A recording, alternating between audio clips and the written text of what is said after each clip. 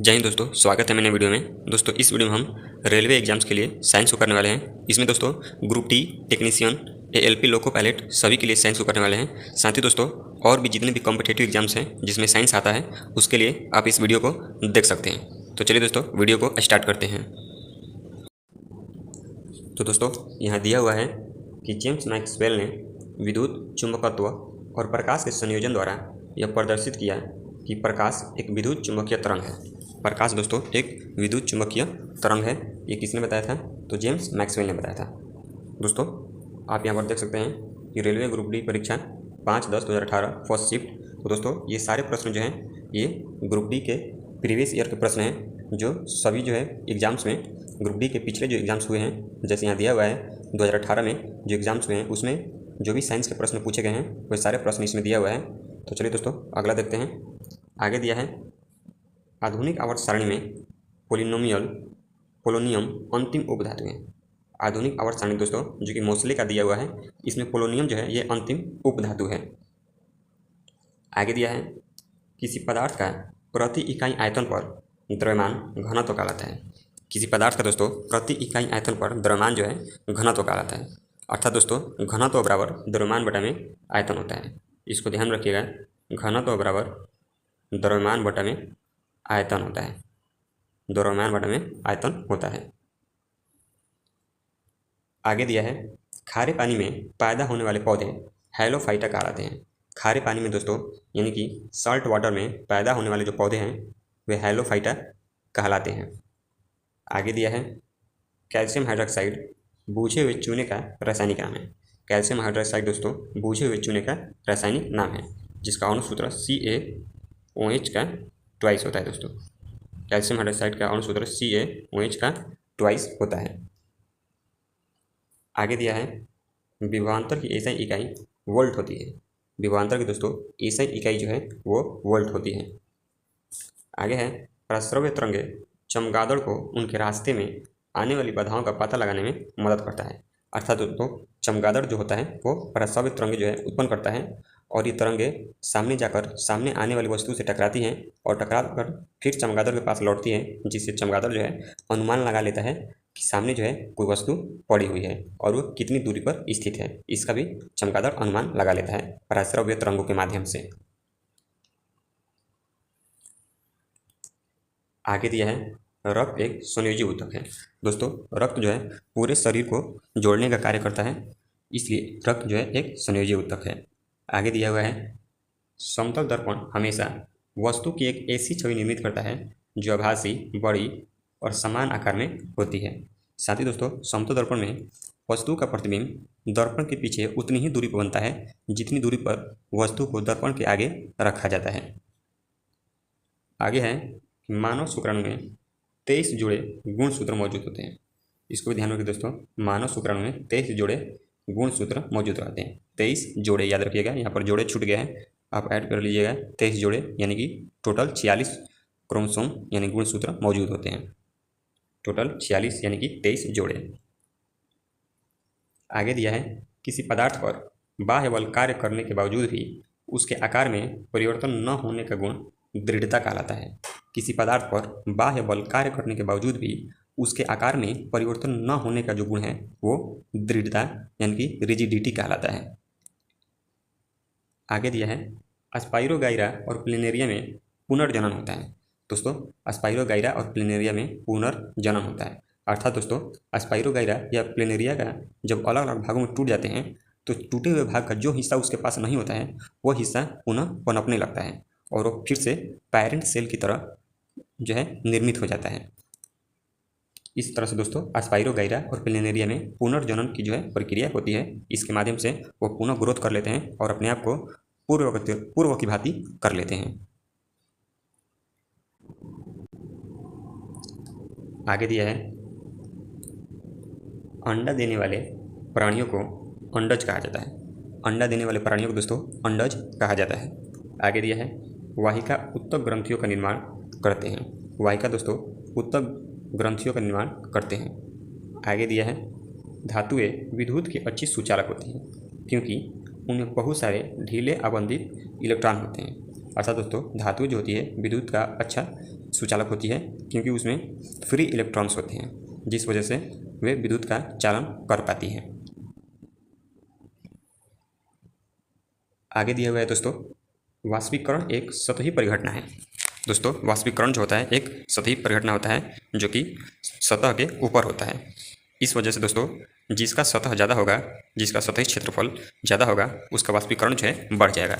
अर्थात दोस्तों यदि किसी नदी या तालाब का सतह ऐसे छोटा है उसका क्षेत्रफल, तो उसका वाष्पीकरण कम होगा, लेकिन जब उसका सतह बड़ा होगा तो वहाँ से जल का वाष्पीकरण अधिक मात्रा में होगा। तो इसको भी ध्यान रखिएगा, जिस वजह से वाष्पीकरण एक सतही परिघटना कहलाती है।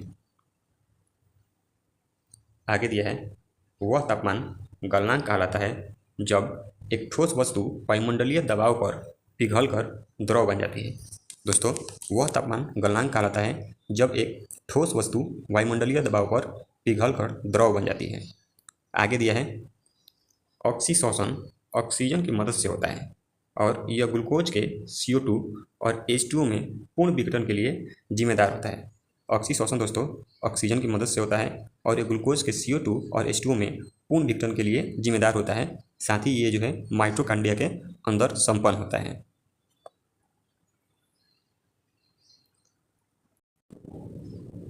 आगे दिया है दोस्तों, सी ट्यूब और सहकोशिकाएं मुख्य रूप से पौधों में भोजन के संचरण के लिए उत्तरदायी होती हैं। दोस्तों सी ट्यूब और सहकोशिकाएं मुख्य रूप से पौधों में भोजन के संचरण के लिए उत्तरदायी होती हैं। आगे दिया है, जब लिटमस विलयन न तो अम्लीय और न ही क्षारीय होता है तब इसका रंग बैंगनी होता है। दोस्तों जब लिटमस विलयन न तो अम्लीय और न ही क्षारीय होता है तब इसका रंग बैंगनी होता है। आगे दिया है दोस्तों, सोडियम धातु ठंडे जल के साथ तीव्रता से अभिक्रिया कर लेती है। दोस्तों सोडियम जो धातु है और साथ ही पोटेशियम धातु भी ठंडे जल के साथ तीव्रता से अभिक्रिया कर लेते हैं, क्योंकि दोस्तों सोडियम और पोटेशियम ज़्यादा अभिक्रियाशील होते हैं। साथ ही दोस्तों सोडियम और पोटेशियम मुलायम भी होते हैं, जिनको चाकू से आसानी से काटा जा सकता है। आगे दिया है, हाइपरमेट्रोपिया से पीड़ित लोगों द्वारा उत्तल लेंस का उपयोग किया जाता है। हाइपरमेट्रोपिया दोस्तों दूरदृष्टि दोष को कहते हैं।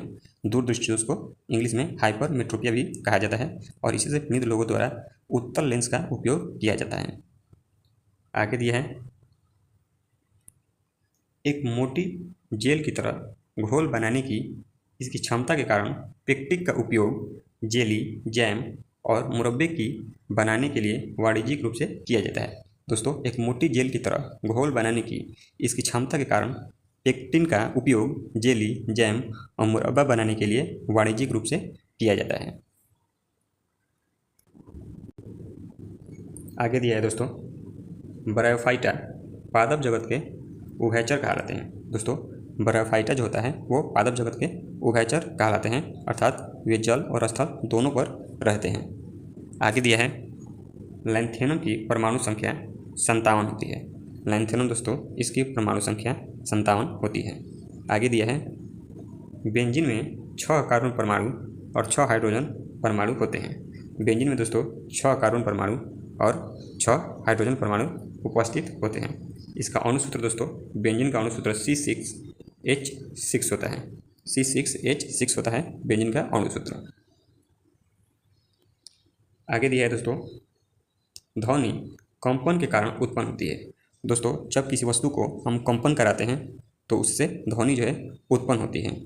आगे दिया है, हमारे शरीर में कई अंग हैं, त्वचा अंग सबसे बड़ा होता है। दोस्तों हमारे शरीर का सबसे बड़ा अंग जो है त्वचा होता है, जो कि हमारे पूरे शरीर को ढके रखता है। आगे दिया है, उभयचरों और अधिकांश सरीसृपों में 3 कक्षीय हृदय होता है। उभयचरों दोस्तों और अधिकांश सरीसृपों में 3 कक्षीय हृदय होता है। आगे दिया है, डीएनए का पूर्ण रूप डीऑक्सी राइबो न्यूक्लिक एसिड होता है। डीएनए का पूरा नाम दोस्तों डीऑक्सी राइबो न्यूक्लिक एसिड होता है। आगे दिया है, ऑर्थोपोडा जानवरों का सबसे बड़ा समूह होता है। दोस्तों ऑर्थोपोडा जो है जानवरों का सबसे बड़ा समूह होता है। इसमें दोस्तों लगभग सारे कीड़े मकोड़े जो हैं ऑर्थोपोडा के अंतर्गत आते हैं। आगे दिया है, पानी का बर्फ में परिवर्तन एक भौतिक परिवर्तन है। दोस्तों भौतिक परिवर्तन के बारे में हम जानते हैं कि भौतिक परिवर्तन वैसा परिवर्तन होता है जिसमें पदार्थ के केवल भौतिक गुणों में परिवर्तन होता है। इसमें पदार्थ दोस्तों अपने पूर्व अवस्था को प्राप्त कर सकता है, लेकिन दोस्तों रासायनिक परिवर्तन में रासायनिक गुणों में परिवर्तन होने के कारण जो पदार्थ होता है वो अपनी नई अवस्था से पूर्व अवस्था को प्राप्त नहीं कर पाता है। तो इसको भी ध्यान रखिएगा कि भौतिक परिवर्तन में पदार्थ अपनी पूर्व अवस्था को प्राप्त कर सकता है, जबकि रासायनिक परिवर्तन में पदार्थ अपनी पूर्व अवस्था को प्राप्त नहीं कर सकता है। आगे दिया है माध्यम की प्रकृति एक माध्यम में ध्वनि की गति निर्धारित करता है। माध्यम की प्रकृति दोस्तों एक माध्यम में ध्वनि की गति निर्धारित करता है।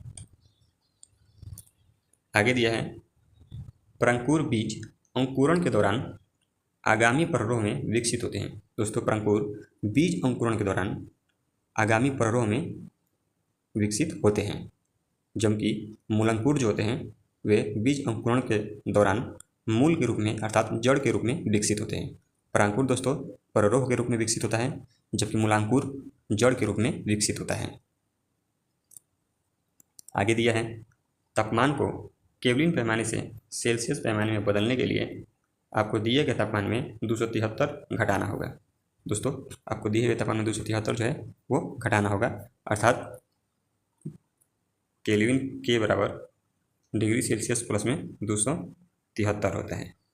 केल्विन के बराबर डिग्री सेल्सियस प्लस में 273 होता है। तो यहाँ पर दिया हुआ है कि तापमान को केल्विन पैमाने से सेल्सियस पैमाने में आपको बदलना हो तो जब 273 को बराबर के साइन के बाएं तरफ लाइएगा तो माइनस में हो जाएगा, अर्थात केल्विन में से 273 घट जाएगा और इस तरह से हमें तापमान डिग्री सेल्सियस में प्राप्त हो जाएगा।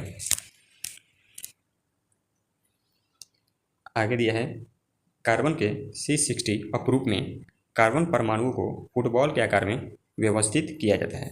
कार्बन के C60 अपरूप में दोस्तों कार्बन परमाणुओं को फुटबॉल के आकार में व्यवस्थित किया जाता है। तो चलिए दोस्तों हमारा वीडियो यहीं पर समाप्त होता है। मिलते हैं अपने अगले वीडियो में, तब तक के लिए धन्यवाद।